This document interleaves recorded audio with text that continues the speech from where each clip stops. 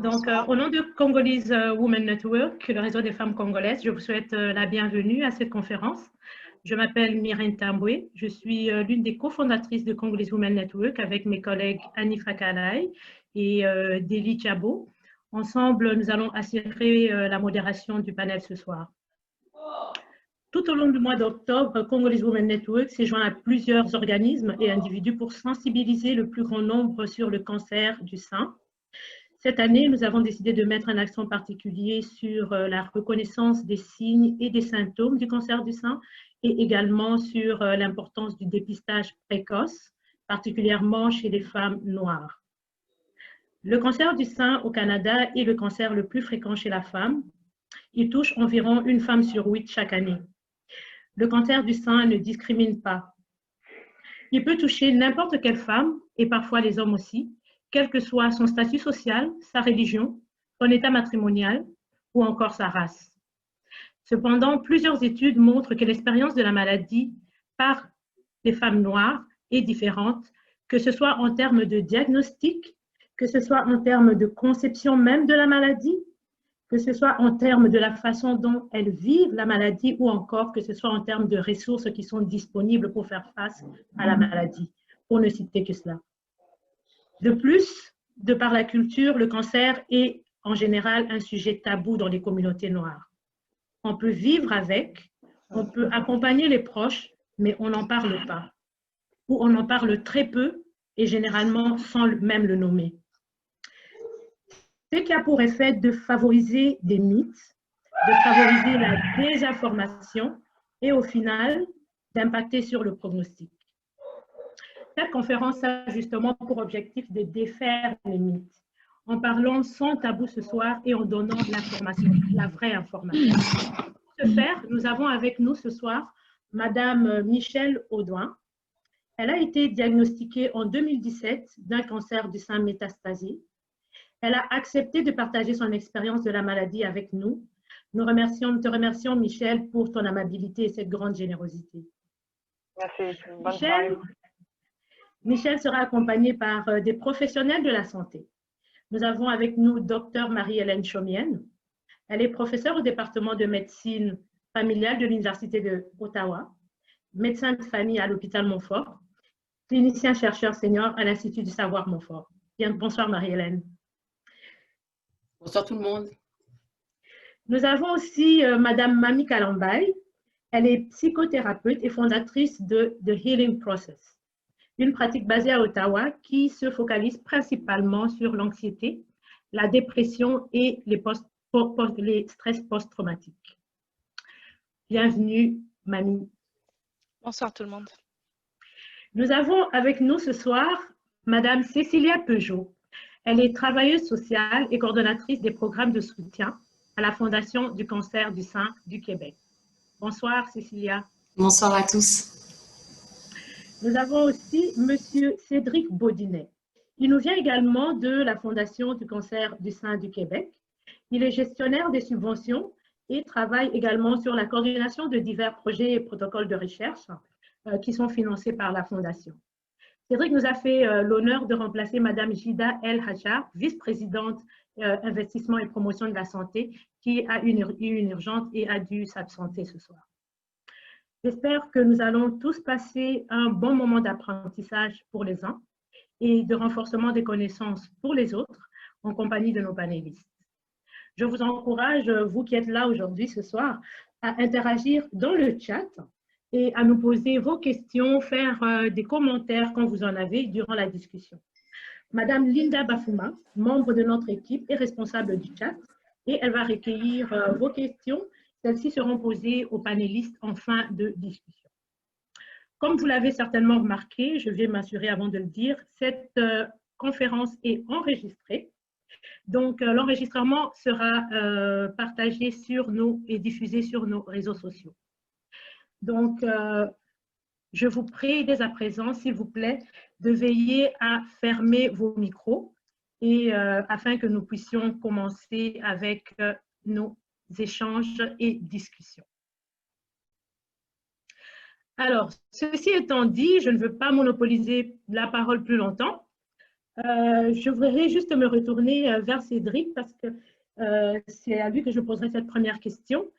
Cédric, les études nous montrent que le cancer du sein est, comme je le disais tantôt, le cancer le plus fréquent chez la femme. Quelle est en fait l'ampleur réelle du problème sur le plan national ici au Canada? Est-ce qu'on a des statistiques? Est-ce que c'est vrai que c'est le cancer le plus fréquent? Alors tout à fait. Bonsoir à tout le monde, merci pour l'invitation. Donc c'est vrai qu'au Canada aujourd'hui, le cancer du sein, c'est le troisième cancer le plus diagnostiqué, toute population confondue, donc hommes et femmes, ce qui va représenter 13% des cancers au Canada. Et comme vous le disiez tout à l'heure, en fait, le cancer du sein est le premier cancer féminin. Il va représenter 25% des cancers féminins. En termes de nombre de personnes, c'est plus de 26 000 personnes qui vont être touchées chaque année. Et comme vous le disiez tout à l'heure, c'est l'équivalent d'une femme sur 8. Donc, clairement, le cancer du sein a vraiment une grosse ampleur au Canada. Comme vous le disiez tout à l'heure, ça peut aussi toucher les hommes. C'est une minorité. On est sur 1% du total des cancers du sein qui vont toucher des hommes. Donc, par année, sur l'ensemble du Canada, on est à moins de 300 personnes, 300 hommes. Mais c'est quand même 300 personnes qui vont être touchées par cette maladie chez les hommes. Donc, ça peut être des chiffres qui font un petit peu peur. Je tiens à donner d'autres chiffres qui sont beaucoup plus intéressants et qui mettent beaucoup plus d'espoir. Il faut savoir que depuis 1989, où c'était le dernier grand pic en termes de mortalité, on a une diminution de 44% du taux de mortalité de cancer du sein. Donc aujourd'hui, le cancer du sein est devenu un cancer qui se soigne très bien et avec un taux de mortalité qui est assez faible. Il faut savoir que la survie à 5 ans, aujourd'hui, elle est estimée en moyenne à 87%. Et il faut aussi savoir qu'il y a différents stades dans le cancer avec des pronostics qui sont différents, mais une grande majorité des cancers du sein vont être des cancers de stade 1, donc avec un meilleur pronostic, un bon pronostic. Donc, c'est un cancer qui est important, mais avec des chiffres qui vont vers le mieux au fil des années. Alors, en termes d'âge, on va se retrouver avec une moyenne d'âge de survenue qui va être majoritairement entre 50 et 69 ans. Ça va être pour ça qu'on retrouve les programmes de dépistage qui vont être à destination des personnes qui vont être dans cette fourchette-là. Voilà globalement les infos que je peux vous donner en termes de chiffres. C'est très intéressant et moi, j'entends tous ces chiffres. Il y en a qui sont quand même assez intéressants en termes de favorables. Je ne sais pas si on peut se vous voyez, se tutoyer. On peut se tutoyer, il n'y a pas de problème.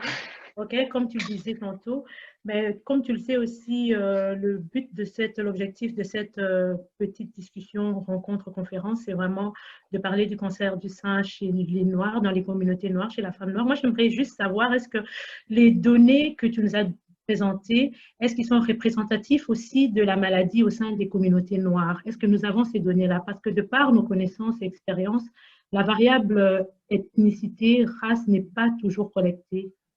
Exactement. En fait, là, sur les données que je vous ai données, c'est les données Canada, c'est les données toute population. Au Canada, on n'a pas vraiment de données qui vont cibler les minorités visibles, en fait, et on peut avoir ce type de données par rapport aux études de population, savoir combien de personnes vont être de telle origine, etc. Mais sur ce qui est vraiment données de santé, c'est pas différencié comme ça. Et ces données-là, on va plutôt les avoir aux États-Unis, par contre. Aux États-Unis, il y a les recherches qui vont porter justement sur l'épidémiologie des cancers, notamment en fonction de l'origine ethnique. Et là, on va avoir des infos là-dessus. Et on se rend compte, puisqu'on va en discuter ce soir, qu'il va y avoir des inégalités par rapport à ça. Notamment, il peut y avoir une différence donc de l'incidence du nombre de personnes qui vont déclarer un cancer du sein et puis du taux de mortalité qui va être plus important chez les femmes noires que chez les femmes blanches. Les études qu'on retrouve aux États-Unis, elles vont porter sur 4 points pour essayer de trouver une explication à ça. Il y a un premier point qui est l'accès au système de santé.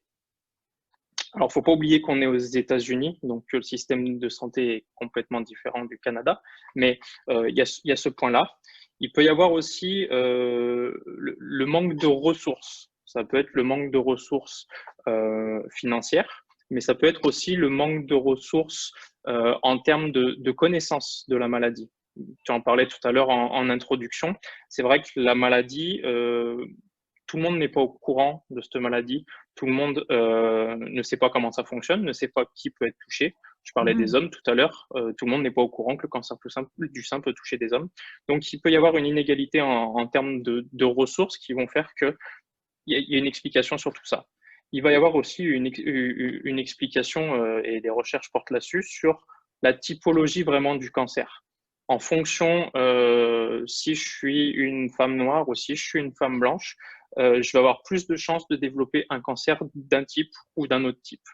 Et notamment, il y a des études qui montrent que le cancer du sein qu'on appelle triple négatif, on en parlera peut-être tout à l'heure, mais qui est un cancer du sein qui a un moins bon pronostic parce qu'aujourd'hui, on n'a pas de thérapies qui sont vraiment ciblées sur ce cancer-là. On peut le retrouver plus fréquemment chez les femmes noires que chez les femmes blanches. Donc ça, c'est le troisième aspect. Et puis après, il peut y avoir un quatrième aspect sur lequel les études se penchent pour expliquer justement cette différence. Et là, ça va être ce qu'on appelle, alors c'est pas un mot que j'aime beaucoup, les comorbidités. Ça parle pas forcément à tout le monde, mais ça va être toutes les maladies, tous les risques qu'on peut avoir autour du cancer. Et puis associés au style de vie. L'alimentation, la sédentarité, l'activité physique, la consommation d'alcool, de tabac, etc. Toutes ces choses-là qui peuvent influencer en fonction de ce qu'on pratique et de ce qu'on fait. Il faut savoir aussi que toujours dans ces données-là, chez les femmes noires, on recense plus de risques chez les femmes qui sont plus jeunes. Donc en dessous de la tranche d'âge dont je parlais tout à l'heure, qui était entre 50 et 69 ans. Là, on peut retrouver des femmes dans la tranche d'âge 40-45 qui vont être plus à risque que chez les femmes noires que chez les femmes blanches. Donc, globalement, c'est ces infos-là qu'on va trouver aux USA, mais qu'on ne trouve pas au Canada. Et c'est ce qui permet de réfléchir sur comment mettre ça en place au Canada, parce qu'on a besoin d'infos. Je parlais tout à l'heure, on en reparlera peut-être aussi, mais on parlait à l'accès au système de santé ou au manque de ressources. Il y a une des études justement aux États-Unis qui montre que dans les études cliniques, il y a une sous-représentation des femmes noires. Ce qui fait qu'on a aussi peu d'informations là-dessus parce qu'en fait, dans cette étude, il montrait qu'il y avait simplement sur 24 des 31 médicaments importants sur le cancer et les études qui ont porté sur ces médicaments-là, il y avait seulement 5% de femmes noires qui étaient représentées dans cette étude-là. Ce qui fait qu'on a peu d'informations à ce propos et que par conséquent… Excuse-moi, oui. Je voulais juste savoir, est-ce qu'on disait aussi pourquoi? Est-ce qu'il y a d'autres études qui expliquent un tout petit peu pourquoi il y a cette sous-représentation des femmes, des races noires dans les études? Parce que je pense aussi, moi je travaille aussi en cancérologie et c'est quelque chose qu'on constate. Est-ce que de votre côté, vous avez pu avoir quelques informations là-dessus? J'ai pas forcément d'informations là-dessus. Je pense que ça… Mais ça va être… c'est ce que je pense. J'ai pas l'info… J'ai pas l'info scientifique, je l'ai pas trouvé dans l'étude, mais en tout cas, ça peut être justement, ne serait-ce que l'accès à l'étude en fait, et le fait de parler d'une étude et de savoir qu'on peut participer à une étude clinique. Je pense que tout le monde, en fonction des milieux, de la communauté, des croyances, etc., tout le monde n'est pas au courant que ça existe. Et par conséquent, il peut y avoir cet aspect-là. C'est pour ça que, notamment la Fondation, on essaye de financer des structures qui vont avoir pour objectif de développer l'accès à la recherche. Parce que, et ça c'est même dans la population générale, peu de personnes savent qu'ils peuvent participer à des protocoles de recherche.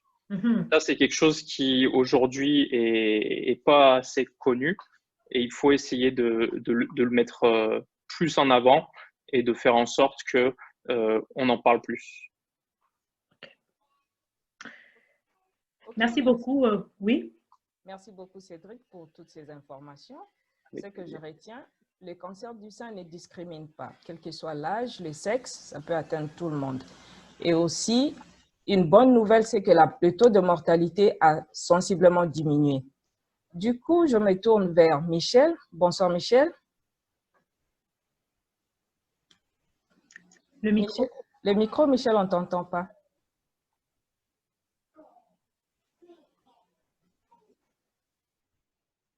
Bonsoir tout le monde. Oui, bonsoir, Michel. Comment ça va? Ça va bien, merci.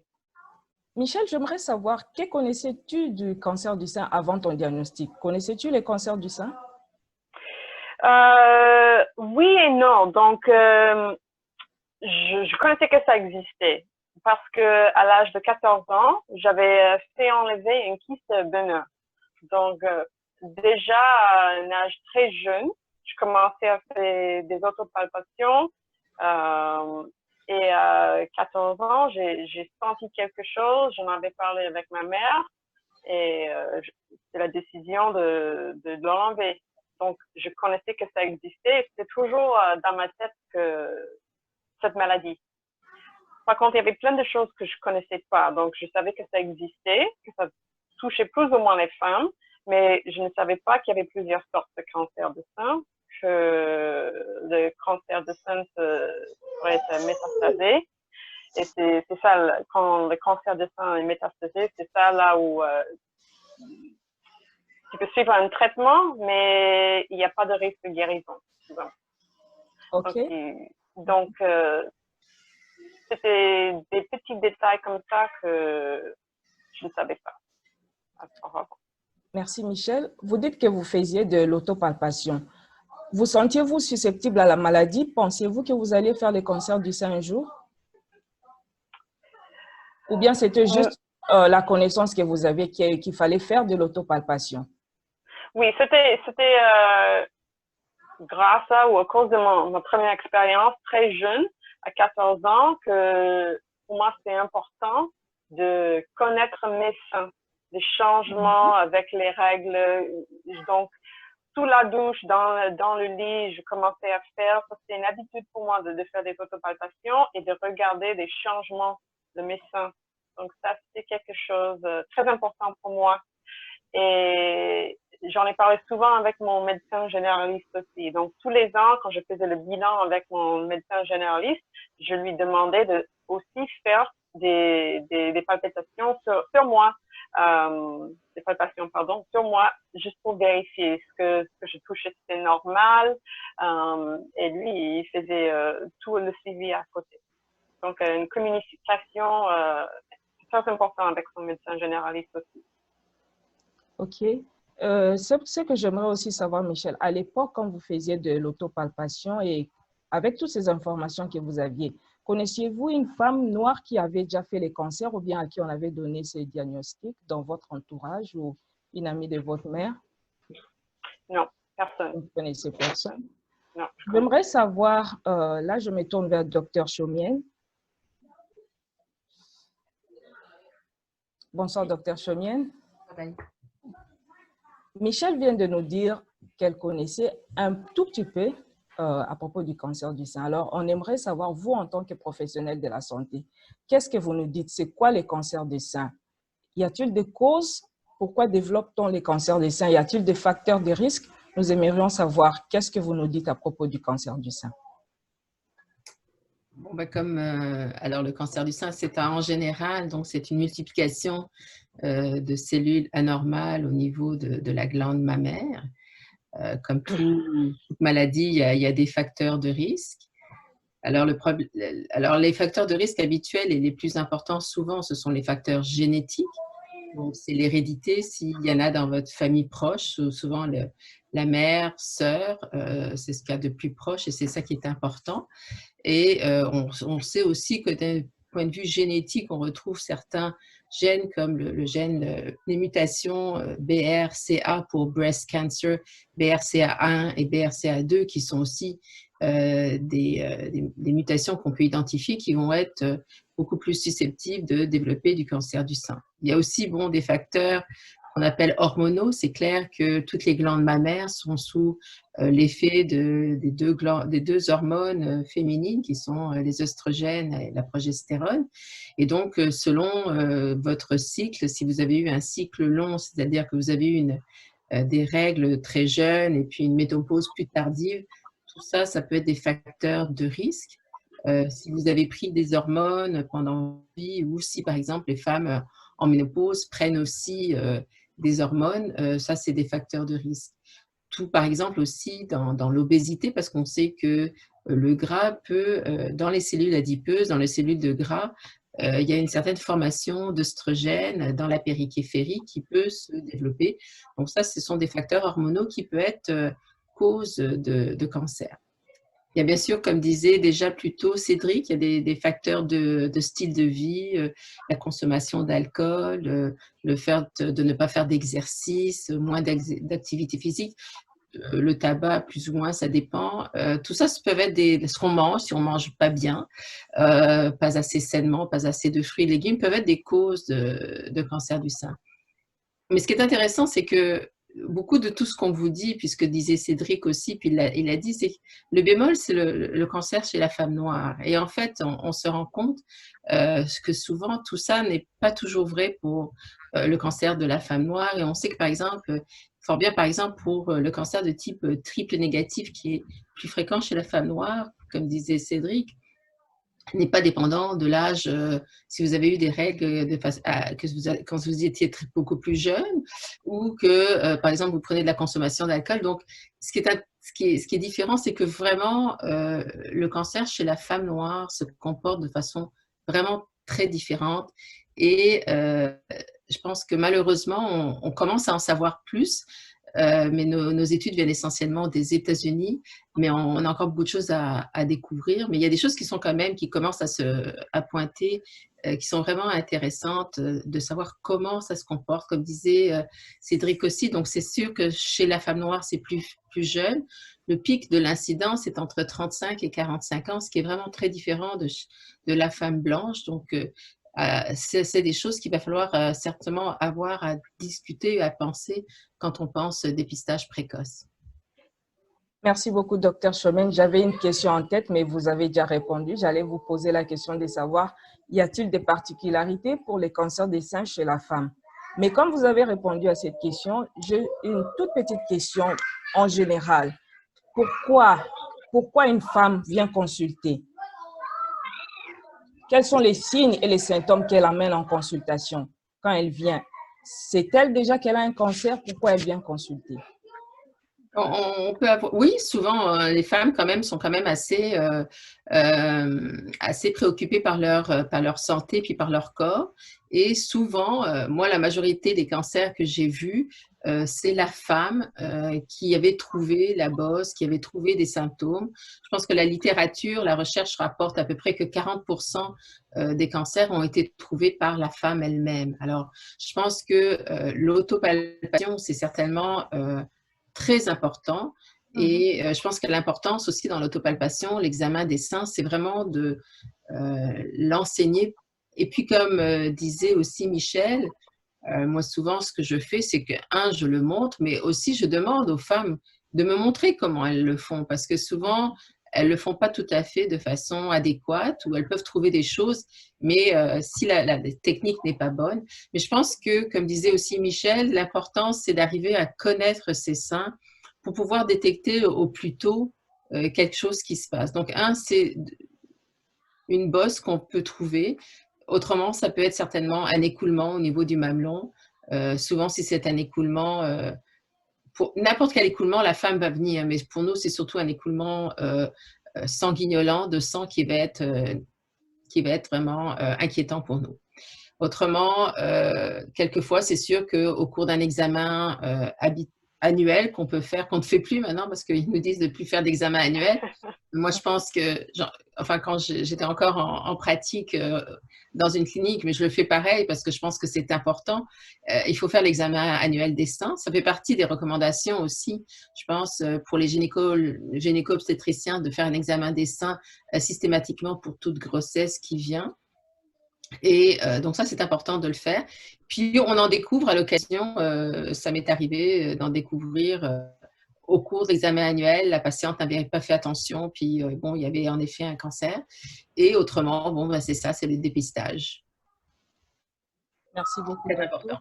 C'est vraiment important, toutes ces informations-là. Donc, la femme, elle doit savoir faire son autopalpation, vous montrez cela. Et souvent, les femmes, dans votre pratique, dans la pratique courante, à quel stade elles arrivent souvent? Est-ce à un stade avancé ou bien c'est tout au début de la maladie qu'elles vous consultent? Oh, ça peut arriver à n'importe quel stade. Il y en a qui arrivent avec des petites tumeurs de 1 cm, puis d'autres qui arrivent avec des tumeurs de 8 cm.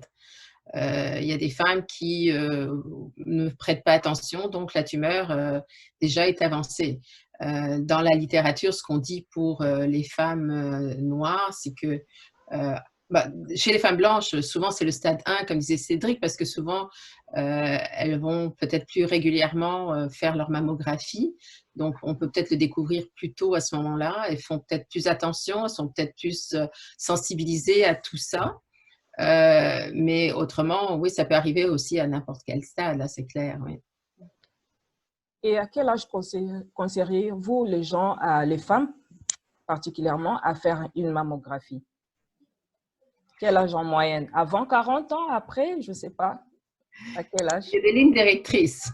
Alors, les lignes directrices sont des lignes directrices, ce n'est pas des lignes qui sont coulées dans le béton. Alors, c'est clair que si j'ai une femme qui a sa mère, sa soeur, puis ça fait partie aussi des recommandations. C'est sûr, quand on a une femme dans la famille, la ligne directrice vous dit aussi d'y aller plus tôt que de 50 ans et plus.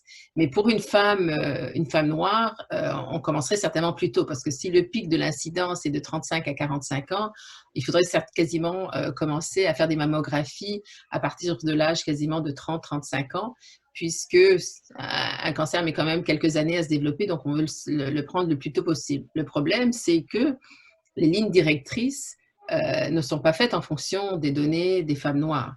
Les lignes directrices aux États-Unis commencent à changer et recommandent vraiment que pour les femmes noires, le dépistage se fasse à partir de 40 ans. À partir de 40 ans, avec des mammographies annuelles et non pas aux 2 ans comme on suggère ici. Donc, ça serait à partir de 40 ans annuels. Et en Ontario, en tous les cas, si le médecin de la famille le recommande ou le demande, on peut ne pas suivre à la lettre la ligne directrice et demander une mammographie annuelle à 40 ans. Et puis, je pense que si j'étais une femme noire, je pense que c'est ça qu'il faudrait faire. Ou c'est ce que je recommanderais certainement à mes patientes africaines, d'aller faire ça plus tôt et de façon annuelle. Et on parle même dans certains cas, éventuellement, de faire même des résonances magnétiques et non pas simplement des mammographies. Merci beaucoup, docteur. Ce sont là les questions que j'avais pour vous pour l'instant. Merci.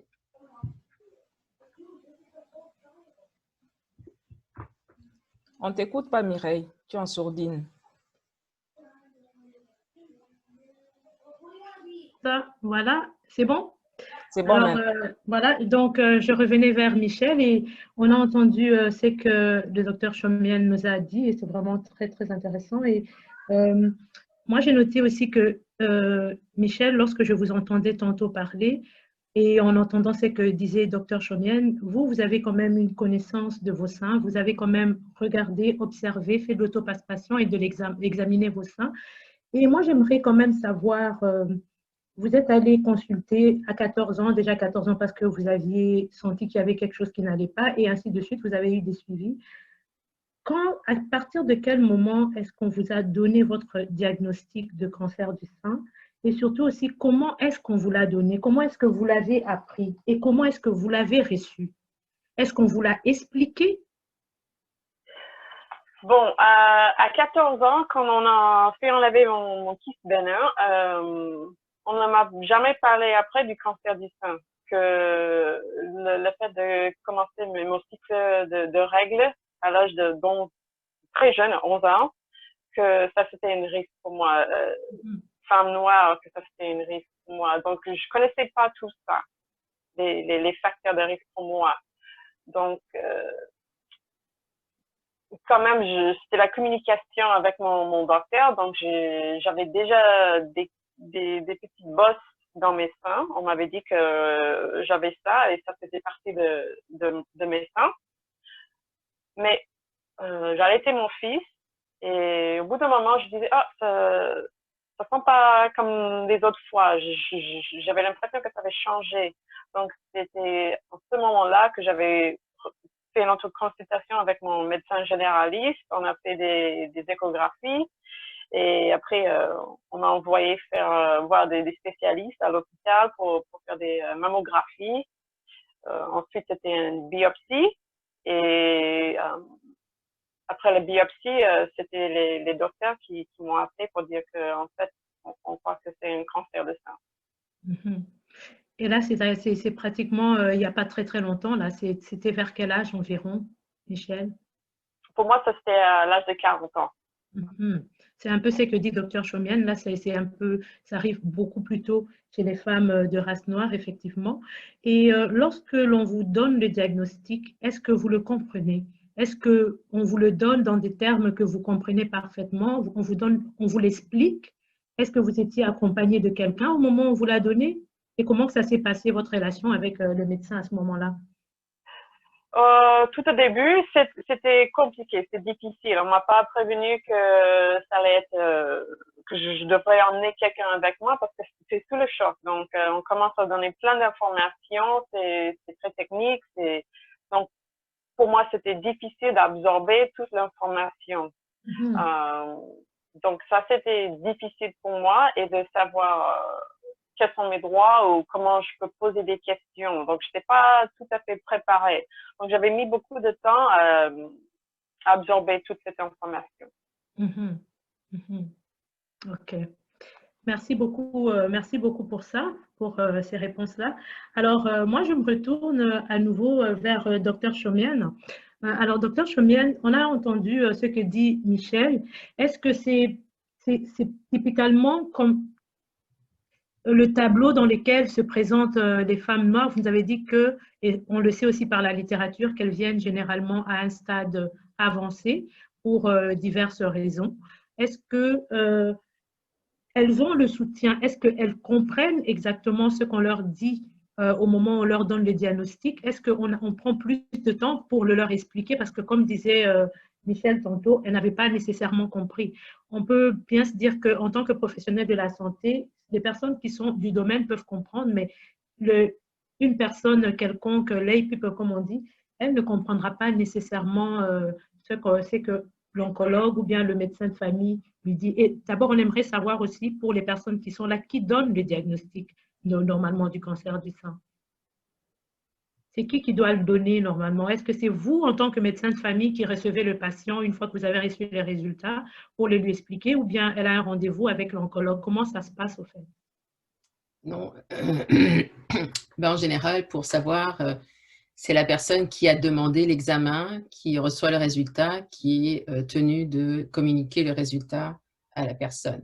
Donc, si c'est moi qui ai demandé la mammographie, ou si c'est moi qui, suite à la mammographie, il y a eu une biopsie, donc c'est la responsabilité du médecin de famille de le faire. Si par exemple, disons que c'est le gynécologue ou que le gynécologue a référé directement à un chirurgien pour faire la biopsie, à ce moment-là, ça peut être le chirurgien qui a fait la biopsie, parce que souvent, c'est des cliniques de cancer du sein, c'est des fois sous la guidance d'un chirurgien général qui fait les chirurgies. Donc, à ce moment-là, ça peut être le chirurgien qui va annoncer la nouvelle. Alors, c'est clair que annoncer une nouvelle, pas simplement d'un cancer, mais d'une maladie chez les populations noires, c'est quand même plus difficile. C'est pas que c'est plus difficile, mais c'est plus… j'ai l'impression qu'il y a souvent une barrière plus importante. La réception de la maladie et la perception, mais la réception de dire à un noir qu'il a une maladie, c'est souvent plus difficile parce que tout de suite, il y a une barrière, il y a une incrédulité face à ça et ils ne sont pas toujours prêts à recevoir cette nouvelle. Et on a souvent besoin de prendre plus de temps pour expliquer exactement qu'est-ce qu'il en est, que ce soit pour dire à quelqu'un qu'il a de l'hypertension ou du diabète, c'est souvent vraiment, pour eux, c'est catastrophique Parce que dans ma compréhension et mon explication, c'est qu'ils gardent le schème de la maladie qu'ils avaient en Afrique, où souvent ces maladies sont pour eux, c'est une annonce de mort, là, hein. On les a annoncé que c'était la fin. Alors pour eux, leur annoncer qu'ils sont hyper tendus alors qu'ils savent que leur oncle est mort d'un AVC ou du diabète, alors qu'ils savent que l'autre a eu une amputation. Donc tout de suite, ils voient les catastrophes. Pour eux, ça devient vraiment excessivement catastrophique. Alors c'est pas toujours facile et je pense que c'est sûr que si on peut avoir quelqu'un, donc des fois on n'a peut-être pas assez, probablement parce qu'on n'est pas assez formé pour ça vis-à-vis de comment annoncer une nouvelle à quelqu'un de minorité visible ou à quelqu'un d'origine africaine. Je pense que souvent, je pense que nos étudiants qu'on forme n'ont pas cette notion que la maladie a une connotation différente. C'est vraiment un arrêt de mort souvent. Alors, je pense que de ce côté-là, c'est certain que je pense qu'on a besoin de faire beaucoup plus de formation pour annoncer. Alors, certaines personnes sont peut-être plus habituées à travailler avec des populations noires, donc ils vont peut-être avoir un certain réflexe. Mais c'est vrai que ce n'est pas facile.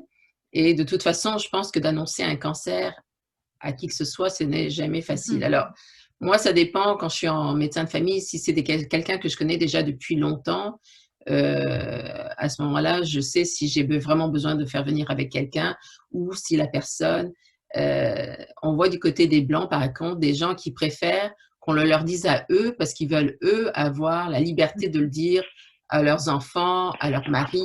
Ils veulent avoir le temps d'assimiler la nouvelle avant de pouvoir en parler.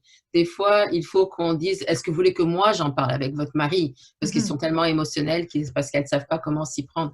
Donc, je pense qu'avec un médecin de famille, c'est plus facile parce qu'il y a déjà une relation et on est capable un petit peu de jauger comment on va s'y prendre. La seule des choses, et je l'ai déjà entendu que ça a été fait, c'est que ça ne se fait pas par téléphone. Il y en a qui le font, qui l'ont fait. Je pense que c'est la dernière des choses à faire par téléphone. Donc, habituellement, on prend rendez-vous, on rencontre la personne et on sait que si on dit, si vous pouvez venir avec quelqu'un d'autre, là, alors, ils sont déjà excessivement anxieux. C'est des fois, alors c'est vraiment à jauger, mais je pense que c'est très délicat. Merci beaucoup, Dr. Chomienne. Alors, je me retourne vers Mamie, que nous avons ici, qui est psychothérapeute. Alors, Mamie, vous avez entendu ce qu'on dit, Dr. Chomienne, ce qu'a dit Michel, que nous avons ici, et aussi les statistiques que nous ont partagées, Cédric. Moi, j'aimerais, et moi, c'est qui revient parce que je me retourne à vous, parce que je me dis que vous pouvez avoir des réponses à ça. On nous dit que les femmes noires, elles consultent tardivement. On nous dit que la maladie n'est pas nécessairement vécue de la même façon par les femmes noires.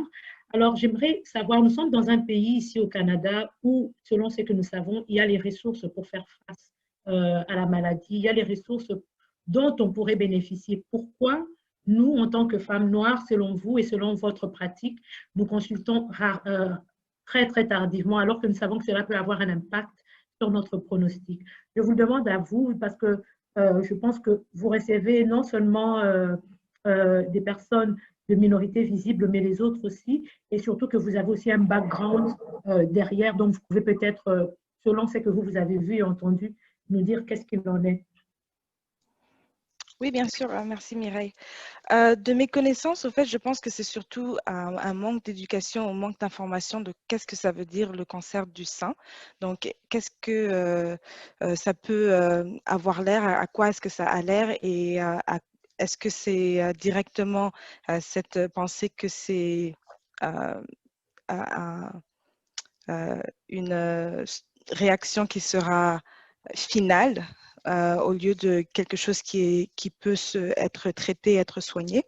Donc, il y a aussi cet aspect de penser que je vais à l'hôpital seulement si j'ai de la douleur. Donc, généralement, la femme noire, si elle a certaines choses qui lui arrivent dans son corps, mais il n'y a pas de douleur, elle ne pense pas qu'il y a cette option de prévention pour aller voir qu'est-ce qui se passe avant d'arriver justement à la douleur. Donc, peut-être qu'elles ont remarqué des boules, mais elles se disent que voilà, ça me fait pas mal, c'est pas grave, et elles le mettent à côté. Il y a aussi l'aspect religieux et spirituel. Donc, on peut penser que la maladie est induite par des pratiques mystiques. Donc, peut-être quelqu'un de la famille nous a jeté un sort, quelqu'un de la famille nous veut quelque chose de mal.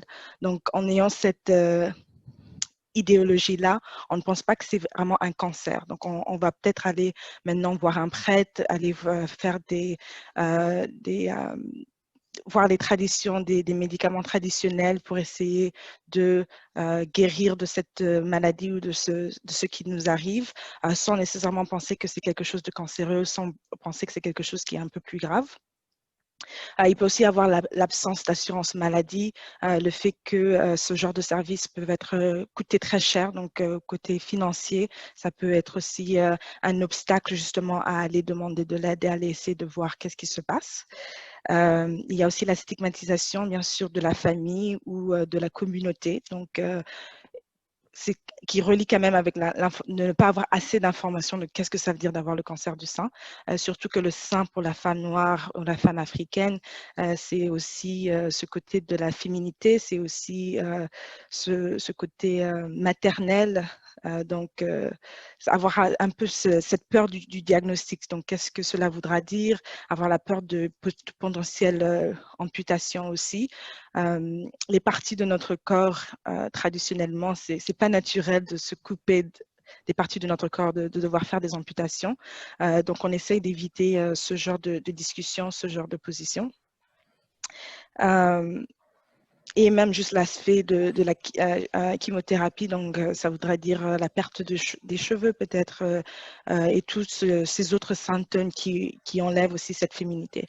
Donc il y a, malgré le fait que nous sommes ici au Canada, parce qu'on est des fois toujours dans notre communauté, donc ça veut dire qu'on a toujours les mêmes idéologies, les mêmes valeurs qu'on pourrait avoir de notre pays originaire. Donc si on n'a pas malheureusement accès à l'information ou d'éducation pour savoir exactement qu'est-ce que cela veut dire ou avoir des informations sur la prévention, ben, ça veut dire qu'on n'y va pas assez tôt pour avoir le diagnostic nécessaire. Merci beaucoup, Mamie. Merci beaucoup. C'est vraiment vraiment ce que tu dis, c'est vraiment ça, je le pense aussi. Et je voudrais quand même revenir sur cet accès à l'information. Avoir accès à l'information, ça signifie aussi avoir une information qui est adaptée à cette culture-là, à la personne qui se retrouve devant, qui a besoin de cette information. Est-ce que la façon dont nos communautés, la façon les personnes qui vivent avec le cancer du sein, est-ce que l'information est adaptée à leur culture? C'est vraiment, je pense que pour l'accès à l'information, c'est pas seulement, comment dirais-je, qu'il y ait de l'information quelque part, mais il faudrait qu'elle soit adaptée aussi à cette personne-là. Est-ce que ça pourrait être une cause justement ou une barrière qui fait en sorte que les femmes ne veulent pas ou ne vont pas, ne veulent pas, mais ne vont pas consulter. Peut-être qu'elles ne savent même pas où aller, qu'elles ne savent même pas que ça existe, comme tu dis, mais c'est peut-être pas dans leur langue, c'est peut-être pas adapté et c'est peut-être pas au bon endroit.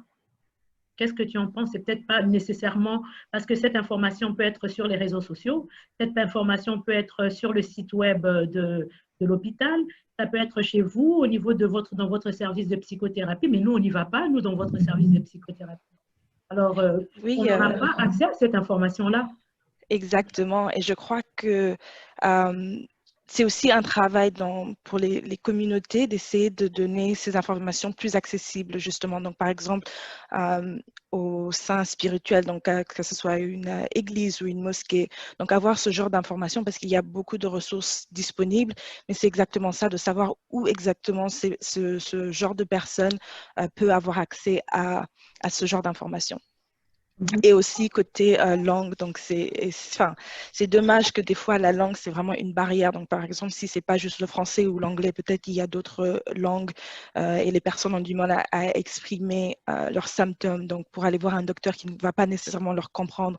Donc c'est aussi un travail que peut-être avec la communauté est-ce qu'on pourrait faire pour justement s'assurer qu'il y a enlever ces barrières pour que les gens aient cet accès d'information.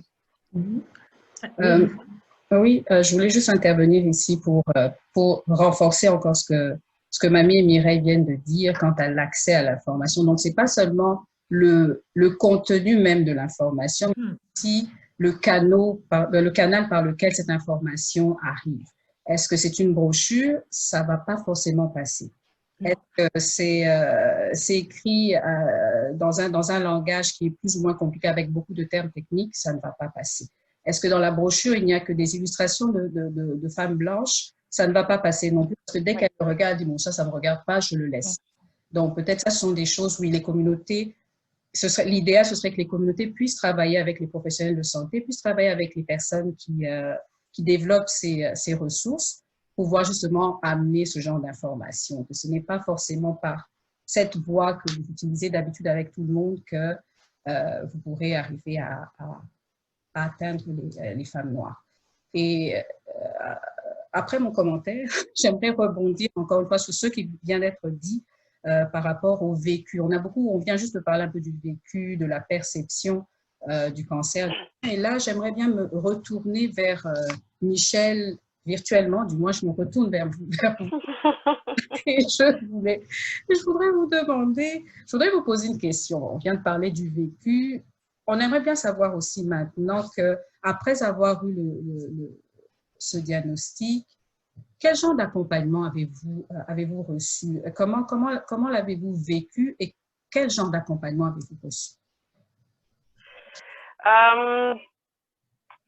Il y avait beaucoup de suivi. Donc, après le diagnostic, il y avait des rencontres avec les spécialistes, notamment les oncologues, les cancérologues, les chirurgiens. Mais pour moi, on n'a pas proposé plus. Donc, on a dit, OK, vous allez voir le cancérologue et voilà le boîtier de traitement.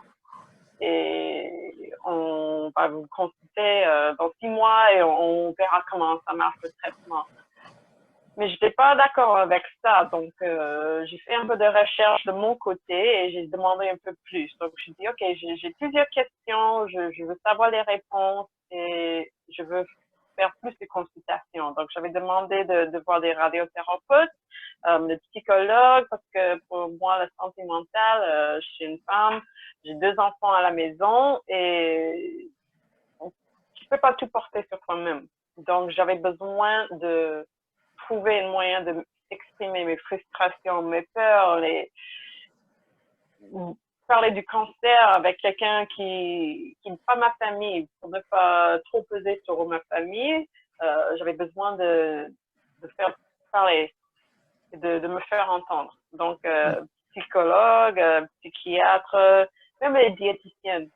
J'avais demandé des consultations parce que déjà, je trouvais que je mangeais bien, j'étais une alimentation assez saine, mais je voulais savoir, est-ce qu'il y a plus que je peux faire face à cette maladie? Donc, il y avait beaucoup de consultations suivies pour moi. Et est-ce que c'était facile d'avoir accès? Comment vous avez fait vous avez dit que vous avez fait des recherches pour savoir s'il y avait d'autres options ou d'autres services auxquels vous pourriez avoir accès, mais est-ce que c'était facile d'y accéder? Pas pour moi, non. Non. J'avais l'impression que je demandais plusieurs fois. Et c'était, au bout d'un moment, on m'entendait. Et j'étais obligée de demander plusieurs fois. Ça, c'était un exemple de...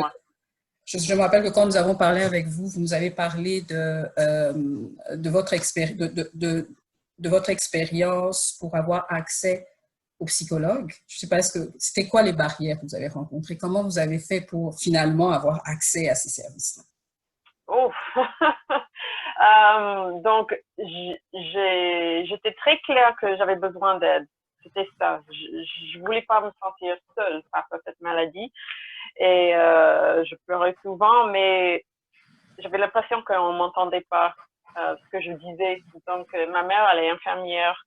Et finalement, j'étais obligée de demander à ma mère de m'accompagner à mes rendez-vous parce qu'elle a tous les termes médicaux. Donc, c'est elle qui commençait à parler. Et c'est à ce moment-là qu'on commençait à dire, peut-être on va écouter un peu plus ce que Michel a dit.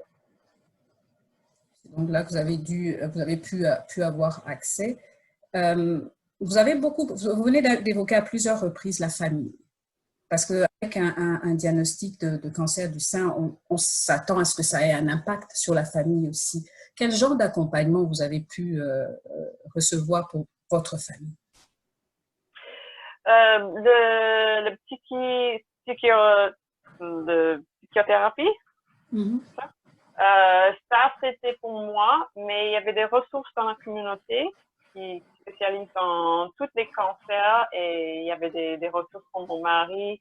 J'ai inscrit mes enfants à des camps d'été qui sont gratuits ici où j'habite, donc où tout le monde est touché par les cancers. Donc je cherchais tout ça juste comme ça. C'est pas toujours moi qui parle du cancer avec mes enfants. Ils voient qu'il y a d'autres familles qui sont touchées, d'autres enfants avec une maman ou un papa qui a un cancer, peu importe lequel, mais ils se sentent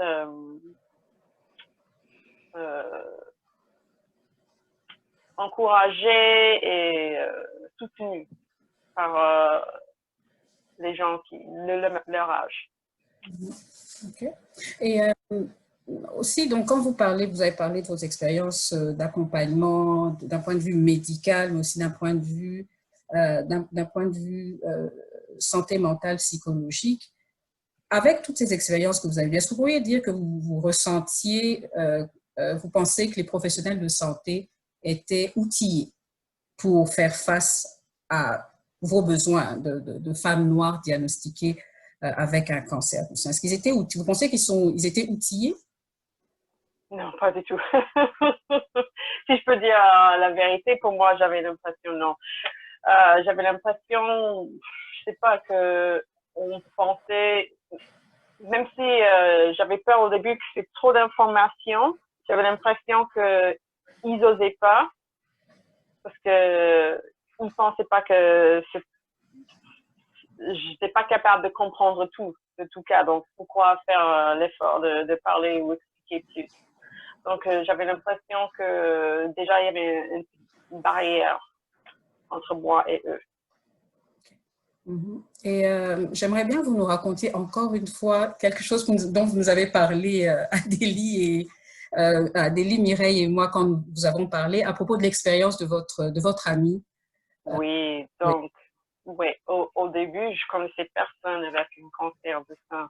Un an après moi, j'avais une copine, une collègue qui était touchée par le cancer de sein, un cancer de sein triple négatif en plus, donc très agressif, qui grandissait beaucoup. Donc, elle a fait le chimio et ensuite de radiothérapie.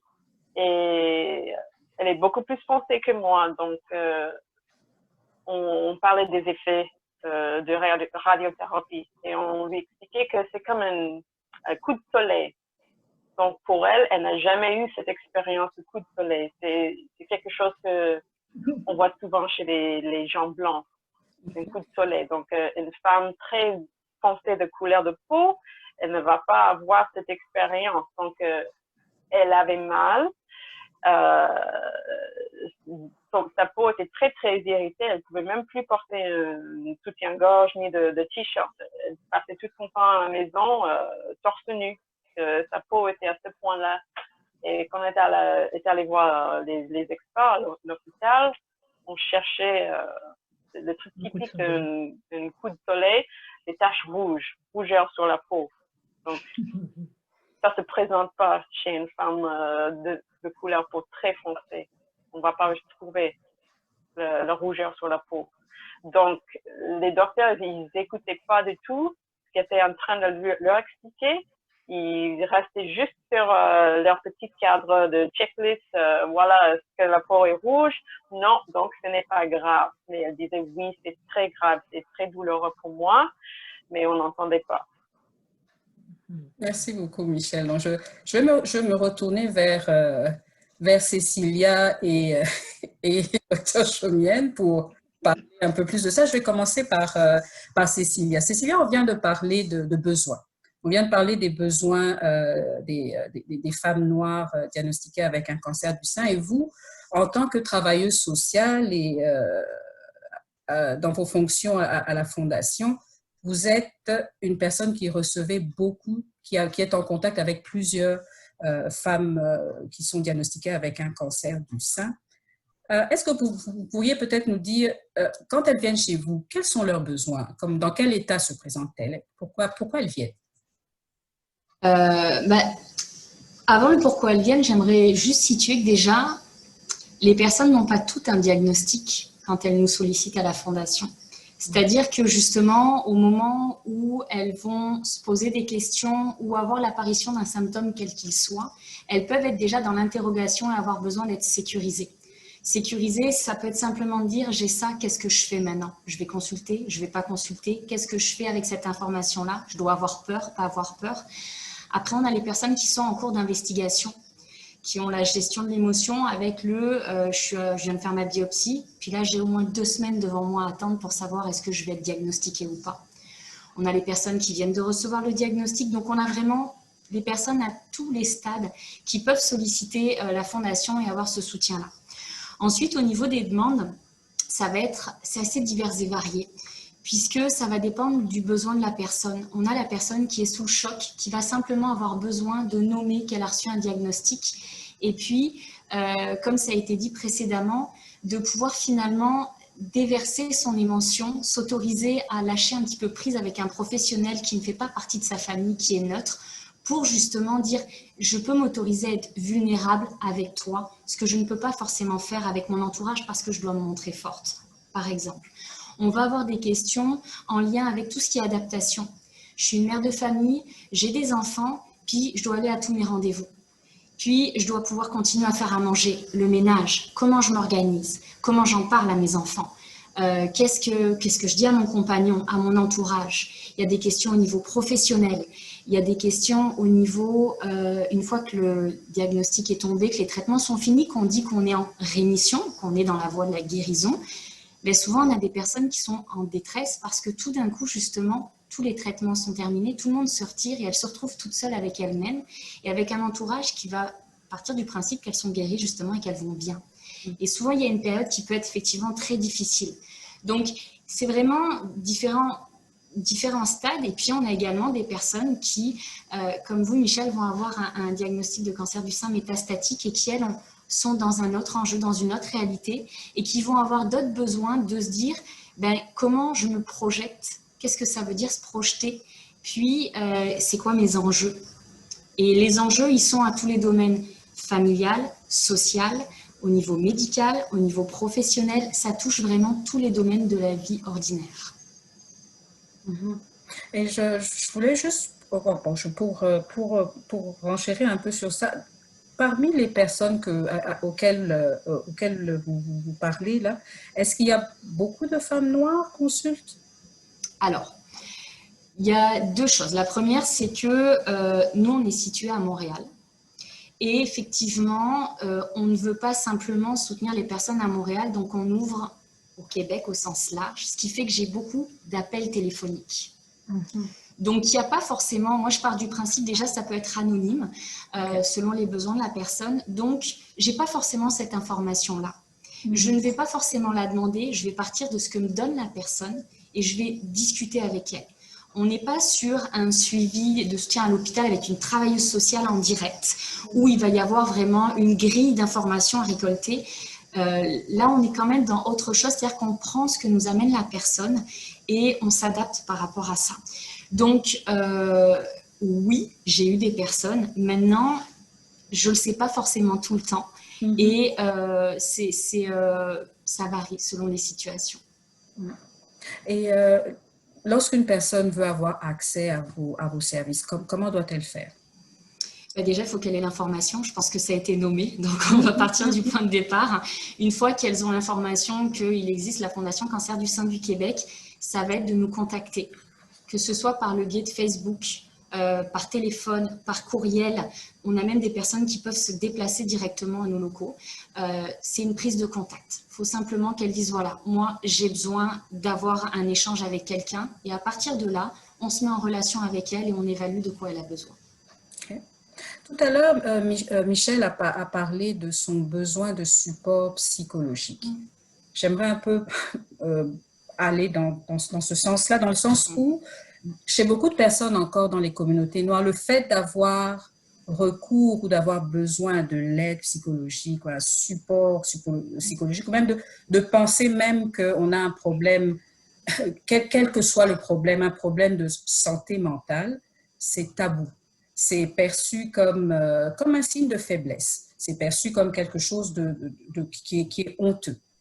Mais vous, les personnes, est-ce que c'est quelque chose qu'on devrait considérer comme normal ou est-ce quelque chose qui est assez rare? Parce que vous recevez beaucoup de personnes avec différents besoins. C'est vrai que si on pose la même question à un psychothérapeute ou à un psychologue, il ne reçoit que les personnes qui ont des problèmes de santé mentale. Mais vous avez l'opportunité d'avoir ceux qui ont des problèmes de santé mentale, mais aussi d'un point de vue social. Donc, vous pouvez voir un peu dans ce que vous voyez, est-ce qu'il y en a beaucoup qui ont ce problème de santé, santé mentale, ce besoin d'aide? Est-ce normal?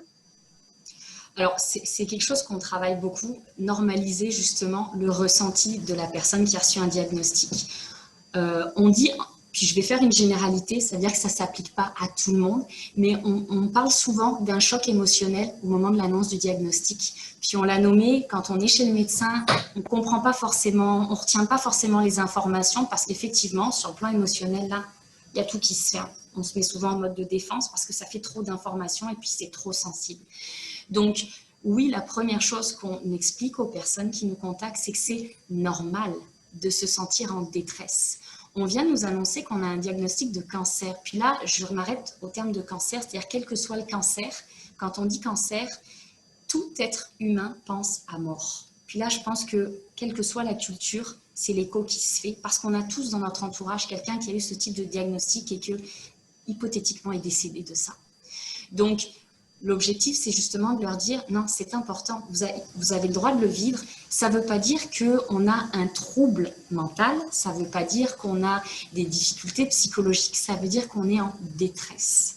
Pour moi, c'est quand même différent parce que, justement, il est important de démystifier ce rapport à tout ce qui est soutien psychosocial, psychologique. C'est que quand on a une information, quand on a une période, quand on a un événement marquant dans sa vie, qu'il soit positif ou négatif, on a le droit d'avoir des difficultés à gérer ses émotions et à s'adapter à la situation.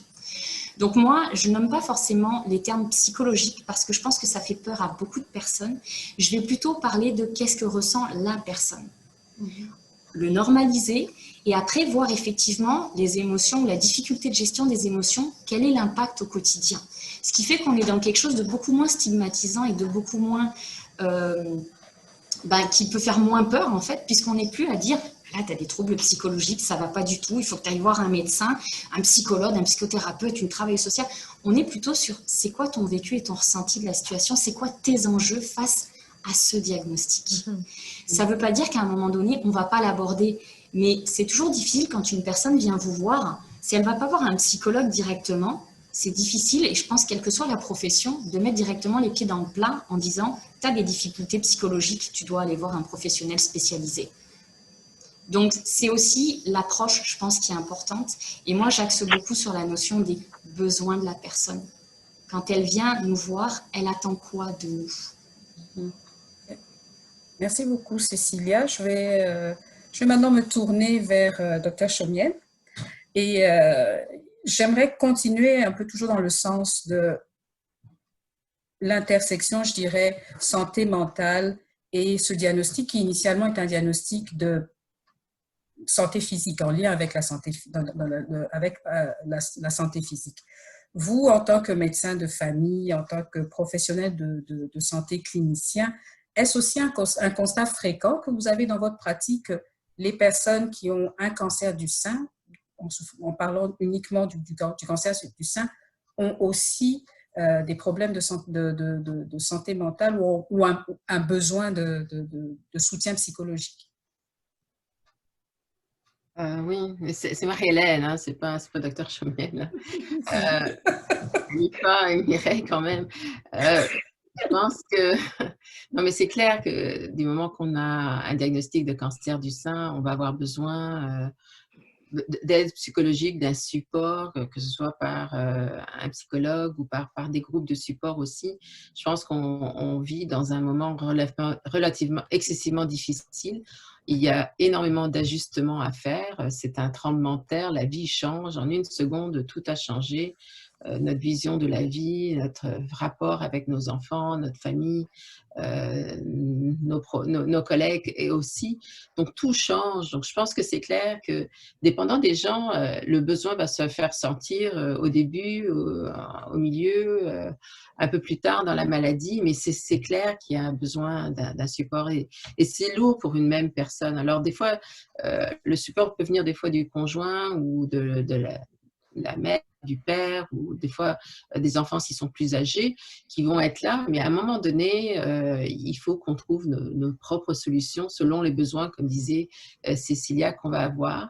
Et des fois, c'est plus facile de disons, de se laisser aller ou de vraiment parler de tout avec quelqu'un qui ne fait pas partie de la famille. Il y a des choses dans lesquelles on ne peut pas aller si loin, on peut partager, mais d'abord, c'est très lourd aussi pour l'autre à porter. Et je pense que c'est important que le médecin de famille, ou ça peut être le médecin, ou ça peut être le cancérologue, ou ça peut être l'infirmière pivot, il faut tendre la main à la personne et lui dire, mais écoutez, je pense que c'est peut-être difficile pour vous, il y a de l'aide. Moi, je connais des psychologues qui se spécialisent en cancer du sein, donc c'est plus facile. Mais chacun dans son environnement, on a nos ressources, parce que je pense que c'est très important. Il faut ouvrir la porte, parce qu'autrement, c'est très difficile. Déjà, quand on est en état de vulnérabilité physique, en plus de vulnérabilité psychologique, si encore il faut aller quémander, comme dit Michel, où il faut souvent frapper à la porte, il faut demander plusieurs fois avant que quelqu'un ait entendu ce qu'on est en train de leur dire. Alors, il faut vraiment qu'on ait plus le réflexe, on l'a peut-être pas assez souvent, de tendre la main pour dire, écoute, je me rends compte, c'est vraiment difficile, il y a de l'aide, on peut t'aider. Et c'est ça, c'est d'offrir et d'écouter et d'offrir. Et je pense que parce que la personne est vraiment dans une passe excessivement difficile. Et puis, ça peut arriver n'importe quand. Des fois, c'est les gens, c'est une fois qu'ils sont en rémission, que tout d'un coup, là, tout tombe. Ils ont combattu pendant tout le long, ils ont tenu le fort. Puis là, on est en rémission. Puis là, tout, comme disait aussi Cécilia, ah ben là, d'abord, on n'est plus occupé avec les rendez-vous. Tout d'un coup, il y a un vide. On se retrouve seul avec ce vide, avec cette maladie qui était en arrière de nous. Et qu'est-ce qu'on va faire maintenant pendant la prochaine année, pendant les prochains 5 ans? Là, on nous dit, bon, ben, tu as encore 5 ans, etc. Donc, tout ça, c'est des choses qui sont importantes et c'est important de discuter avec un autre. Et puis, je pense que les professionnels sont là pour ça, et les gens sont formés pour ça. Et c'est important d'aller voir des professionnels et des gens qui sont habitués justement à ça parce qu'ils savent comment réagir et quoi faire. Des fois, il y a certaines interventions qui vont être faites qui vont peut-être faire plus de tort que de bien. Donc, je pense que comme Cécilia qui a l'habitude, des gens qui ont l'habitude, je pense que c'est très important de prendre des gens spécialisés là-dedans. Alors, j'imagine que Michel aussi a dû avoir des expériences différentes selon différents professionnels avec qui elle a eu affaire. C'est pas facile de naviguer le système de santé. Non, ce n'est pas. Je veux dire aussi, je pense que peut-être il y a aussi un petit stéréotype de femme noire qui joue. C'est pas conscient qu'on le fait, mais la femme noire est forte. Et parce que la femme noire est forte, elle n'a pas besoin d'aide. Elle peut tout faire. Et des fois, j'avais l'impression que ça jouait dans mon cas parce qu'on m'annonce que j'ai un diagnostic de cancer du sein. Je pleurais pas. Je suis restée très composée, très neutre face à mes médecins.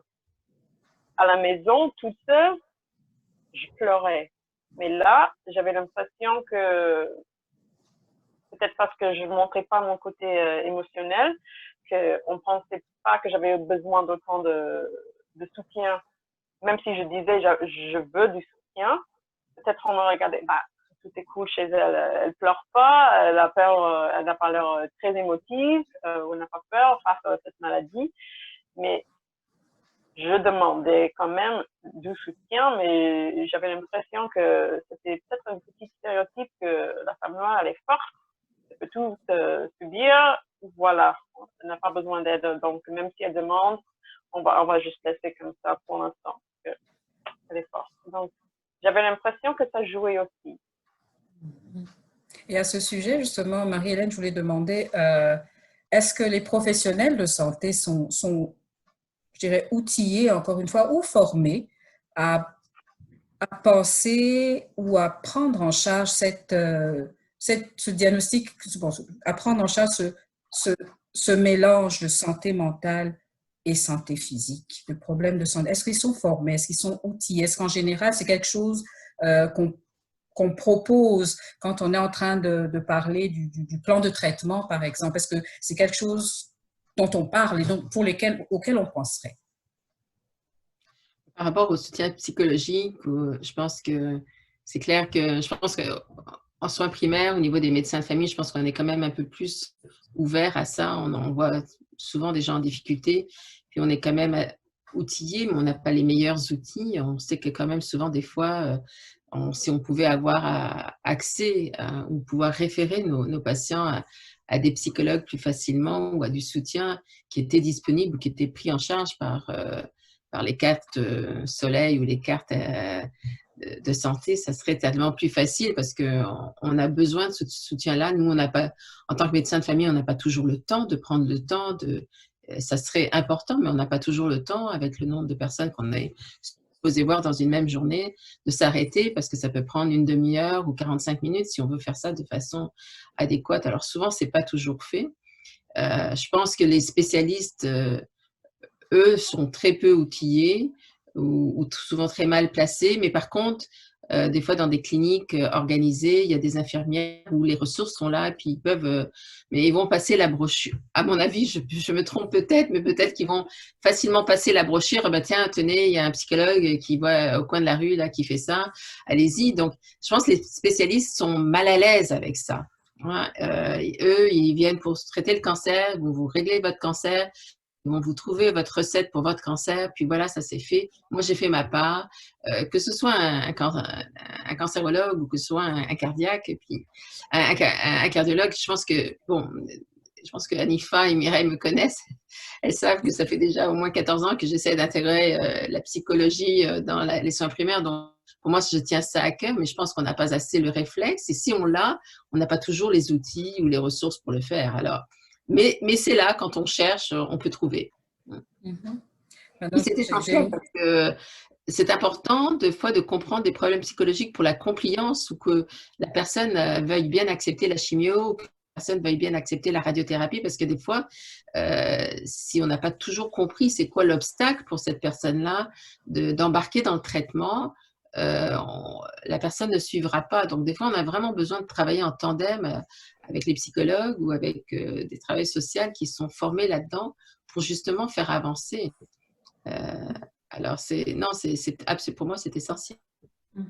Juste une toute petite, brève, dernière question, je vais demander. Dans le cas puisqu'ici on est en train de se focaliser sur les femmes noires, si on devait penser à une façon culturellement adaptée de pouvoir adresser cette dualité santé physique, santé mentale dans ces communautés-là, si on devait juste y penser, à quoi ça pourrait ressembler? Comment serait-ce possible d'arriver à savoir une approche culturellement adaptée? Quand on écoute les exemples que Michel donne de cette patiente avec sa plainte, mais qui ne cadrait pas avec les signes et symptômes connus, par exemple, de son besoin à elle qui, pour qu'on y réponde, il a fallu du temps. Et comme elle le dit encore, peut-être que c'est la perception un peu que les gens ont de la femme noire. Quand on regarde tous ces éléments-là, qu'est-ce que tu en penses? Est-ce que tu penses comment ça serait possible de rendre ça multiculturellement adapté?